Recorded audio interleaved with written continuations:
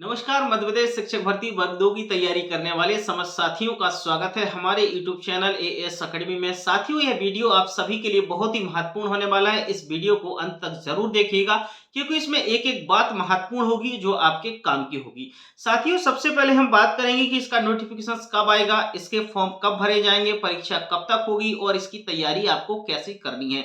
साथियों, इस वीडियो को लंबा नहीं बनाएंगे लेकिन कम समय में, कहते हैं गागर में सागर भर देना, वही वीडियो आपको यह मिलने वाला है। तो इस वीडियो को अंत तक देखिएगा और चैनल को सब्सक्राइब जरूर कर लीजिएगा। साथियों, सबसे पहले हम बात करें इसके नोटिफिकेशंस की, तो नोटिफिकेशंस की मैं आपको क्लियर बात कर देता हूं कि इसका जो नोटिफिकेशन आएगा वो मई 2024 के आसपास आने की पूरी संभावना है। यानी मई के लास्ट में इसका नोटिफिकेशन आपको देखने को वर्ग 2 का मिल जाएगा। अब हम बात करेंगे इसके फॉर्म कब तक भरेंगे, तो आपको बता दूं कि जून के सेकंड वीक तक इसके फॉर्म भरना भी चालू हो जाएंगे और जून के सेकंड वीक में नहीं हुए तो थर्ड वीक में फाइनली इसके फॉर्म आपको भरने को मिल जाएंगे। उसके बाद इसकी परीक्षा कब होगी, तो आपको पता होगा कि टेंटेटिव डेट अगस्त महीने की चल रही है कि अगस्त में इसका एग्जाम होगा, लेकिन अगस्त नहीं तो सितंबर मान के चलिए कि इसका एग्जाम फाइनली हो जाएगा। ठीक है। उसके बाद बात करें हम तैयारी कैसी करें, तो तैयारी करने के लिए सबसे पहले तो आपको बता दूं अभी गवर्नमेंट ने, मतलब जो पीईबी है, पीईबी ने ऐसा कुछ भी डिसाइड नहीं किया है कि वर्ग 2 का एग्जाम वर्ग 1 की तरह 100 मार्क्स का लेना है या फिर आपको पूरा 150 का लेना है। क्योंकि साथियों, जैसा कि वर्ग 1 का एग्जाम हुआ, आपको पता है 100 मार्क्स का हुआ है और 100 मार्क्स का पूरा सब्जेक्ट पूछ लिया गया है। यदि वर्ग 2 का भी इसी प्रकार से एग्जाम होता है तो आपका 100 मार्क्स का ही रहेगा और पूरा आपसे सब्जेक्ट पूछा जाएगा। ये बात बिल्कुल तय है।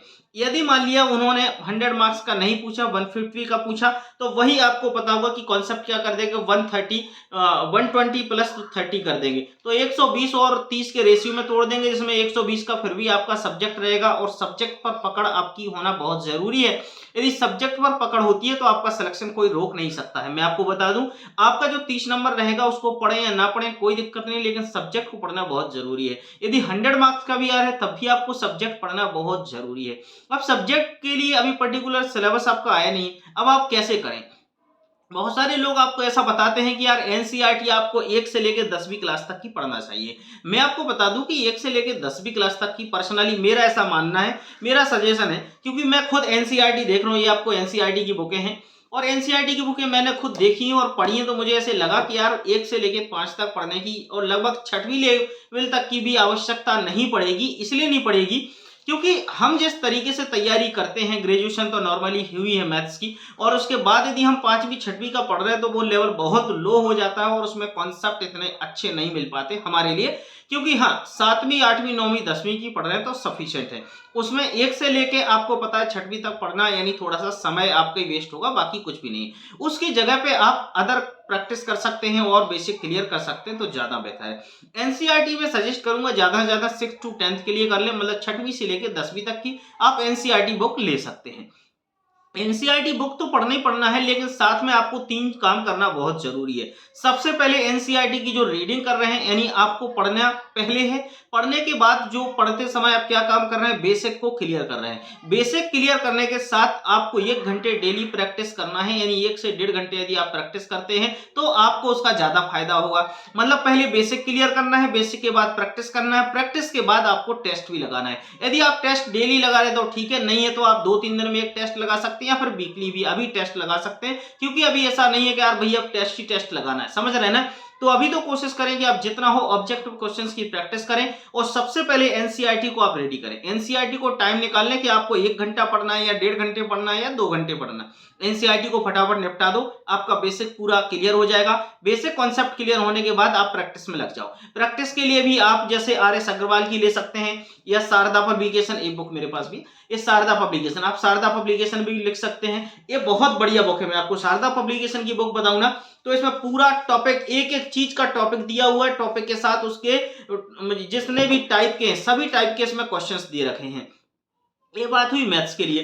अब आप जैसे आर.एस. अग्रवाल एसएससी की ले सकते हैं या मैथ्स के लिए शारदा पब्लिकेशन भी ले सकते हैं। हिंदी है तो आप हिंदी के लिए हेराल्ड भी ले सकते हैं और लूसेंट भी साथ में पढ़ सकते हैं। इंग्लिश के लिए भी आप एक केडी पब्लिकेशन है उनकी बुक ले सकते हैं, नीतू मैम की बुक ले सकते हैं, या एनसीईआरटी भी प्रेफर आपको सभी को करना है। साथ में आप अपने हिसाब से जो आपको बेस्ट लगे वो भी आप ले सकते हैं, ठीक है।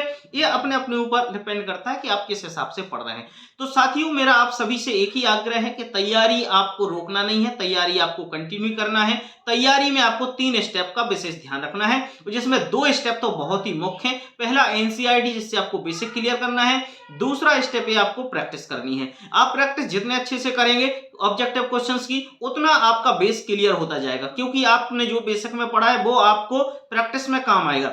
और प्रैक्टिस में तब काम आएगा जब आपने बेसिक अच्छे से क्लियर किया हो, समझ रहे हैं ना। बहुत सारी गलतियां आपको मिलेंगी भी कि हमसे क्वेश्चन नहीं बन रहा है, तो आपको फिर से बेसिक देखना पड़ेगा कि हमने वहां क्या पढ़ा था, यहाँ क्वेश्चन में क्या आ रहा है।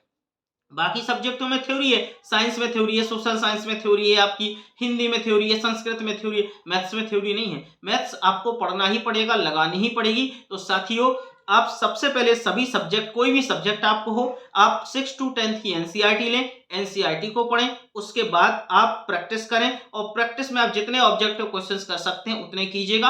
आप कम से कम मैं आपको बता दूं डेली मैथ्स में 10 क्वेश्चन तो करना चालू ही कर दो, यानी महीने के आप करोगे 10-10 करके तो आपको 300 क्वेश्चंस आपके हो जाते हैं नॉर्मली अभी फिलहाल में।